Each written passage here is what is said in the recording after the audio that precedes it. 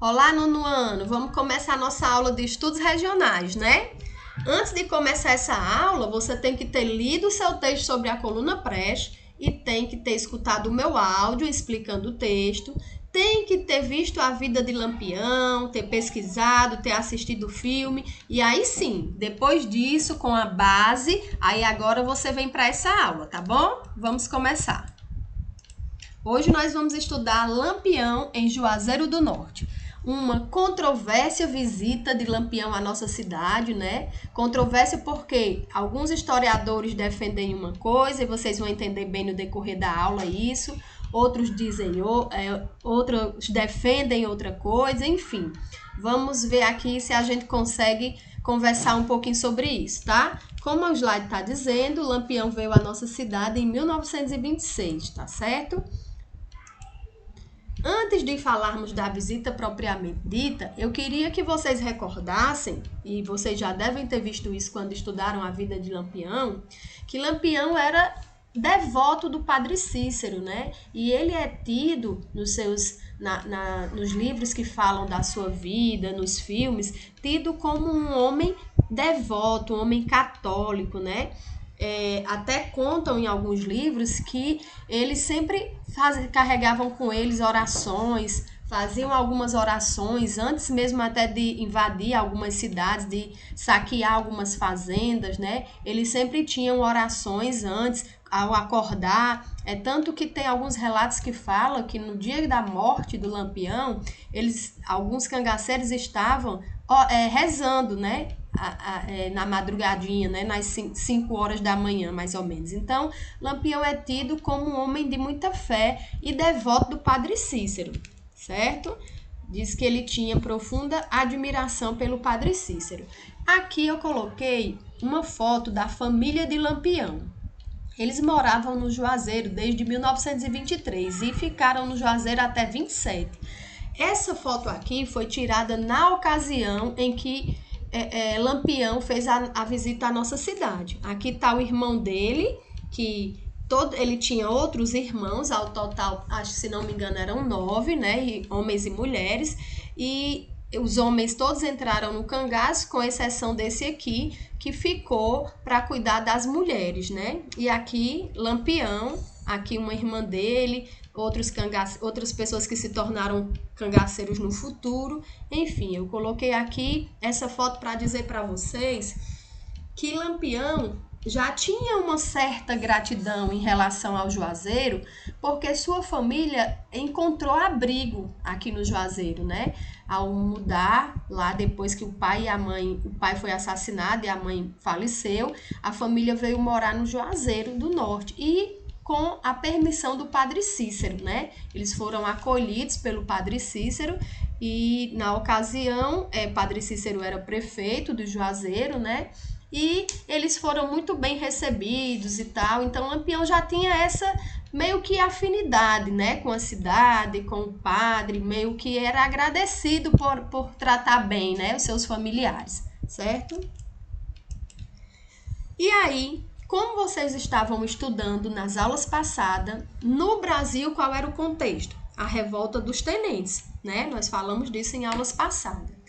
E aí, o presidente da época tinha entrado em contato com Floro Bartolomeu, que à época era deputado, e aí ele pediu que Floro organizasse um exército para combater a coluna PRES, né? A coluna PRES estava aí percorrendo o Brasil inteiro e com a ameaça de entrar no Ceará, o presidente então convoca o Floro Bartolomeu para que ele organizasse um batalhão, que ficou conhecido como Batalhão Patriótico, para lutar contra os tenentes.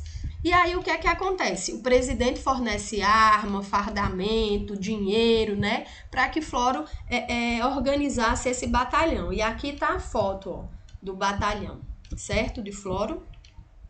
Alguns livros relatam que Floro, ao chegar no Juazeiro com dinheiro, com farda e com munição, conversou com o Padre Cícero e eles acordaram, né, na montagem desse batalhão, até porque Padre Cícero, na ocasião, era o líder político da cidade, e eles concordaram, né, em chamar Lampião para compor isso. Entenda. Alguns livros relatam isso. Outros livros dizem que não, que Floro quem arquitetou o plano de chamar Lampião, né? Se pelo sim ou pelo não, eis aí a controvérsia, né? Eu estou dizendo para vocês o que nós temos hoje de estudos. E aí, por que o presidente chamou Floro? Vocês lembram que Floro foi responsável pelas estratégias montadas na época da guerra aqui no Juazeiro, né, contra o governo estadual. Então ele tinha sido uma pessoa que tinha se destacado muito nos conflitos, né, que tinha forte papel quando mudou o governador na ocasião, né, que o governo foi praticamente foi expulso, né, do Ceará.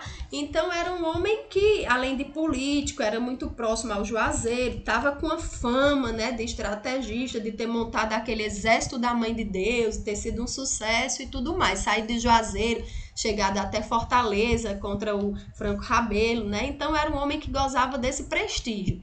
E aí, como eu disse, algumas literaturas dizem que quando ele chegou a Juazeiro, munido de dinheiro, de farda, de armas, né? Ele chamou o padre Cícero e os dois combinaram de chamar Lampião. Isso é que algumas literaturas dizem. Outras dizem que Floro arquitetou o plano e, sem a anuência do padre Cícero, convocou Lampião. O fato é que Lampião recebeu um convite, né, de Floro Bartolomeu, e o convite pedia para ele vir compor esse exército patriótico, que seria um possível combate, né, à coluna Prestes, e que ia ter auxílio estatal, auxílio do governo, né? E Lampião dizem que ficou meio assim, né, num primeiro momento, mas decidiu vir, uma vez que ele era muito devoto do padre Cícero, tinha a família dele aqui e tudo mais, né? O fato é que Lampião veio para o Juazeiro, atendeu esse pedido. Não se sabe se o padre Cícero assinou esse comunicado, se não assinou. Alguns historiadores dizem que não tem prova da participação do padre Cícero. Outros dizem que o depoimento do Shoa, que foi o cara que entregou a patente de capitão a Lampião, é um depoimento, né, válido, porque ele afirmou que o padre Cícero sabia. Enfim, tá aí essa lacuna na história para a gente ainda estudar e descobrir, né? O fato é que Lampião recebeu esse convite e veio para a nossa cidade em 1926, né? Compor esse exército, né, patriótico. E aí, quando Lampião chega a Juazeiro, ele vem se hospeda na fazenda de Floro, e eu coloquei aqui uma foto para vocês verem. Hoje esse prédio tá próximo ali ao Teatro Marquise Branca, certo? Hoje ele é um orfanato, tá? Na época era a fazenda de Floro Bartolomeu, certo? A aparência eu vi por fotos antigas que tá quase a mesma, poucas modificações. E aí ele teria passado a primeira noite aqui e depois ele teria ido para essa casa aqui que fica hoje na lateral do Colégio Batista, ali na rua Boa Vista, certo? Tá desse jeito hoje lá. Hoje lá é um estacionamento de moto, olha para cá, ó. Tem até o nome, né, Lampião Motos. Esse aqui não tá igual não, esse aqui era um sobrado, tá? Tem a parte de cima. E esse sobrado pertencia ao poeta João Mendes na época, certo? Parece-me que esse João Mendes ainda era parente do funcionário do governo que estava aqui, o Uchoa, certo? Então, esse sobrado aqui, depois que os herdeiros souberam que tinha uma lei aí, estavam pensando numa lei para o legislativo, né? Para tombar, os herdeiros derrubaram, né, a parte de cima e ficou apenas essa parte de baixo. Mas eu conversei com um rapaz de lá, desse estacionamento, em outra ocasião, não agora, né, antes da pandemia, e ele disse que algumas coisas dentro da casa ainda são originais, portas, algumas colunas e tal, só a parte de cima que não, que foi aonde Lampião ficou hospedado, certo? E aí eu vou contar uma versão, a versão de Uchoa, tá? Eu vou contar a versão dele segundo uma entrevista que ele deu para um jornal, tá? O que eu vou contar é a partir da entrevista que esse cara deu aqui na época, 5 anos depois e tal. Esse cara aqui é o Pedro Albuquerque Uchoa, né? E ele, segundo a história, foi ele quem assinou a patente, né, de Lampião. E aí, qual é a versão dele? Ele diz que estava na sua casa dormindo e na madrugada, né, na madrugada, chegou 2 homens batendo na casa dele. Um era um cangaceiro de Lampião, outro era também cangaceiro e irmão de Lampião, dizendo que o padre Cícero tinha chamado com urgência. E ele, claro, foi, né? E quando chegou lá onde estava o Padre Cícero, estava Padre Cícero e Lampião, o Padre Cícero apresentou Lampião para ele e disse que Lampião agora não era mais o forasteiro, não era mais, né, homem, não era mais fora da lei, que a partir daquele momento ele tinha vindo a Juazeiro para compor o exército do governo e para servir a república, e que por conta disso ele iria receber o título de capitão, né? E aí disse que o padre Cícero, entenda, o que eu estou contando é a partir da versão dele, de uma entrevista que esse cara deu na época a uns jornais. E aí ele disse que o padre Cícero teria ditado para ele o documento e ele tinha escrito, né? Por que ele? Porque ele era um funcionário, era um agrônomo, era funcionário federal e na ocasião era o único que estava na cidade, tá? Representando o poder federal. Lembrando que Floro chamou o padre Cícero, Lampião para Juazeiro, só que a coluna Prestes não passou por Juazeiro, né? Não chegou nem a Fortaleza, só por algumas cidades aqui no Ceará. E Floro tinha se sentido mal, esse convite tinha sido em 1925, se eu não me engano. E aí até vir, né, essa ameaça, a coluna Prestes passar por aqui e tal, Floro tinha, na ocasião que Lampião chegou à nossa cidade, tinha ido para Fortaleza e depois para o Rio de Janeiro, que era a capital do nosso país, se tratar de uma doença. E chegando lá, né, por um pouco tempo até chegando lá no tratamento, faleceu. Então, o que eu quero dizer com isso é que quando o Lampião chegou a Juazeiro, Floro não estava, né? Então, daí, talvez se Floro tivesse, a história teria sido outra com certeza, porque ele teria recebido o Lampião e tudo mais, né? E aí talvez a gente pudesse saber a verdadeira história, né? Se foi Floro, se não foi e tal. Mas aí Floro estava no Rio e pouco tempo depois faleceu. E aí o que é que esse cara aqui conta? Que o padre Cícero ditou para ele um documento, ele fez esse documento, depois assinou e no documento dava a Lampião a patente de capitão, né? Segundo essa entrevista, ele disse que foi a última coisa que o Lampião teria feito no Juazeiro, depois de ficar hospedado, porque quando ele ficou hospedado lá naquele sobrado que eu mostrei para vocês, ele recebeu visitas. Tem até uma entrevista que eu vou passar para vocês de um cara que fez com o Lampião na ocasião, lá no sobrado. Pessoas se aglomerando na frente do sobrado. Diz que ele apareceu na janela e jogou moedas para as pessoas, né? Ou seja, Lampião tinha tinha sido tratado realmente como visitante. Tinha sido recebido muito bem pelo Juazeiro. Hospedagem, alimentação, entrevistas, como se fosse, né?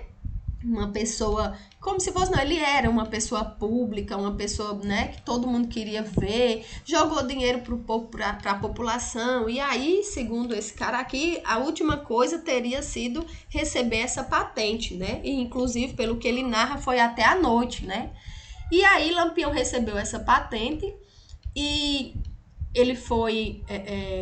depois esse cara aqui foi para casa e disse que no caminho ele ainda conversou com os cangaceiros que foram deixar ele, né, em casa e disse que aquilo ali não tinha validade nenhuma, que ele era um simples funcionário público, mas que o cargo dele não dava essa prerrogativa, né? E os cangaceiros disseram, não, mas se o padre disse, é porque é você que tem que assinar. Se ele disse, está dito. E, segundo esse cara, foi isso que aconteceu, né? Lampião teria recebido as armas e as munições, porque o exército não, o governo federal tinha mandado muita arma, muita munição para combater os tenentes, muito dinheiro, né? e o Lampião teria tido essa promessa de receber essas armas, essas munições e até esse título. E aí diz que quando ele recebeu o título e tal, ele seguiu embora, né? Essa é a versão que esse cara aqui conta. A outra versão que os defensores do Padre Cícero contam é que Floro teria forjado uma assinatura do Padre Cícero num bilhete para Lampião e teria convocado Lampião sem autorização de Padre Cícero. E que quando o Lampião chegou a Juazeiro, o Padre Cícero ficou surpreso, porque não sabia, recebeu ele, aconselhou que ele saísse do cangaço, deu alguns rosários para ele para o bando, mas com a condição de que ele só usaria o rosário se ele saísse da vida que ele levava, né? E Lampião teria recebido e teria, né, ficado de pensar aí nessa proposta de sair ou não do cangaço, né? Qual é a verdadeira versão? Isso aí a gente ainda não sabe, né? As pesquisas ainda não avançaram a ponto de eu poder afirmar aqui o que é isso, o que é aquilo. Mas a minha função aqui é mostrar para vocês o que aconteceu, que esse fato entrou para a história, né, do Juazeiro. O fato é que isso não, assim, causou uma certa complicação para o Padre Cícero, porque os jornais da época criticaram muito o Padre Cícero por conta disso. Vocês procurarem na internet, tem até algumas reportagens sobre isso, né?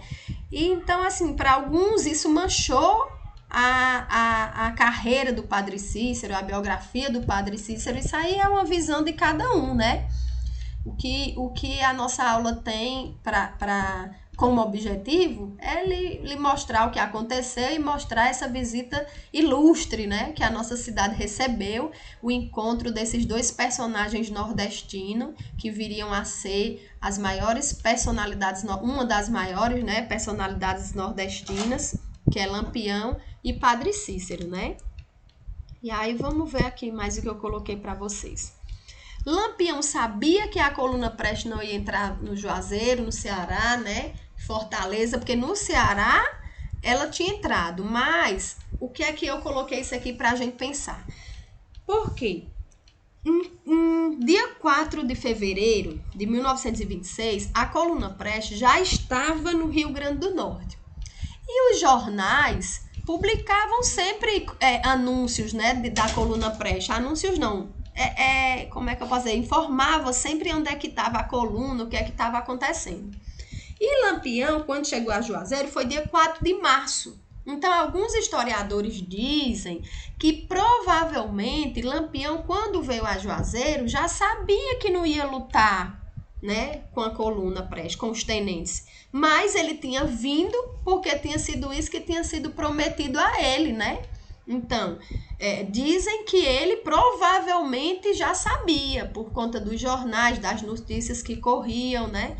Isso aí também a gente não tem como afirmar, são boatos, né? Que Lampião teria vindo para pegar arma, munição e esse título exigido, porque isso tinha sido prometido a ele, né? O fato é que se ele não teve combate com a coluna, disse que ele teve um combate com a coluna Prestes em Pernambuco, mas tinha tido algum tempo atrás, e por isso que Floro o convocou, disse que ele tinha tido esse combate com a coluna, pensando que a coluna eram as forças oficiais do governo, né? Então eles tiveram um pequeno combate, mas coisa pouca, e aí pronto, disse que foi a única vez que ele se encontrou com os tenentes, né? E que aqui no Ceará ele não precisou ter, compondo esse batalhão patriótico, ele não precisou lutar, né? Então ele veio, ganhou seu prêmio, não precisou fazer a força, né? E foi embora. E alguns historiadores dizem que ele já sabia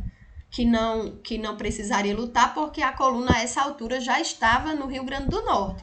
Provavelmente Lampião sabia, mas como tinha sido prometido a ele e ele estava disposto, né, a lutar, então ele veio pegar o prêmio, né? E aí, o que foi que aconteceu depois que Lampião recebeu essa patente? Indo para o Pernambuco, né, na ida dele para o Pernambuco, aí pela Caatinga dentro, ele descobriu que o título era falso, né? Descobriu que as volantes continuavam perseguindo ele. E aí, dizem que Lampião morreu defendendo que tinha sido uma armação, que tinha o título, que o título era verdadeiro, que tinha sido dado pelo padre Empadecido e que não podia ser mentira, né? Então, mas aí quando ele percebeu que as volantes continuavam atrás dele, perseguindo, né? Então, ele disse essa frase aí, as espingardas que, né, tá aí sem ser no plural, mas teria sido essa frase, as espingardas vai cantar pela Caatinga Velha, né? Ou seja, ele voltou para a vida, né, de fora da lei e voltou a ser cangaceiro porque, segundo a história, né, descobriu que o título era falso. E aí não se sabe. Alguns também dizem que ele voltou porque a intenção era voltar mesmo e outros dizem que voltou porque descobriu que o título era falso. Não se sabe, né? Não tem como eu afirmar que se o título fosse verdadeiro, ele teria saído da vida. Não tem como a gente dizer isso. O fato é que ele recebeu o título não era válido porque foi assinado por uma pessoa que não tinha autonomia para isso e Lampião seguiu daí para frente. E depois que ele recebeu esse título, toda vez ele exigia para as pessoas que ele encontrava, os capitães, os coronéis, né, os coiteiros e as pessoas, enfim, que ele encontrava, exigia que as pessoas o chamassem de capitão. Por isso que a gente diz capitão virgulino, né? Teria vindo daí essa história de capitão, tá certo? Deixa eu ver se eu coloquei aqui mais alguma coisa. Não, seria o último slide. E eu queria só para finalizar essa aula dizer para vocês o seguinte, que quando o Shoa entregou esse título, depois ele teve que prestar conta, né, aos seus superiores, porque tinha feito isso. E aí, em uma das ocasiões, né, ele disse assim, que naquela noite, assustado como ele estava, com medo do Lampião, ele teria assinado até a demissão do presidente da República. Eu não sei se eu coloquei isso aqui para vocês, deixa eu ver se eu coloquei no slide anterior. Coloquei sim, ó. Ele disse, assinava até mesmo a renúncia do presidente da República, Arthur Bernardes. Ele disse, né? Ora, na ocasião eu assinei, porque na meia-noite, batendo, né, na madrugada, batendo 2 cangaceiros na minha porta com arma, me levando para o chefe da cidade. Ele era amigo do padre Cícero, viu? Quando ele estava aqui no Juazeiro. E ele disse, me levando para a autoridade, né, lá. Chegando lá, encontrando com o Lampião, que era uma das figuras mais temidas do Nordeste. Então, ele disse que assinava, se ele mandasse, ele assinava até a demissão do presidente da República. Imagine uma patente para Lampião, né? Então, ele disse que fez isso por conta da pressão. Bom, era isso que eu queria dizer para vocês. Na próxima aula, eu vou passar para vocês a entrevista que o repórter fez com o Lampião. Vocês vão poder ver a entrevista, ler ou ouvir, caso prefiram, porque eu vou botar o link também, né, que tem aí a entrevista em áudio. E agora, quem ficou com dúvida, quem tem alguma pergunta sobre esse assunto, vai lá no seu grupo de estudos, que eu estou lá para tirar suas dúvidas, tá certo? Fiquem bem, fiquem com Deus, fiquem em casa, né? Se cuidem, se precisar sair de casa, se for urgente, usa máscara. Lembra que a máscara só dura 2 horas. E saúde para todos nós, né, gente? Um abraço.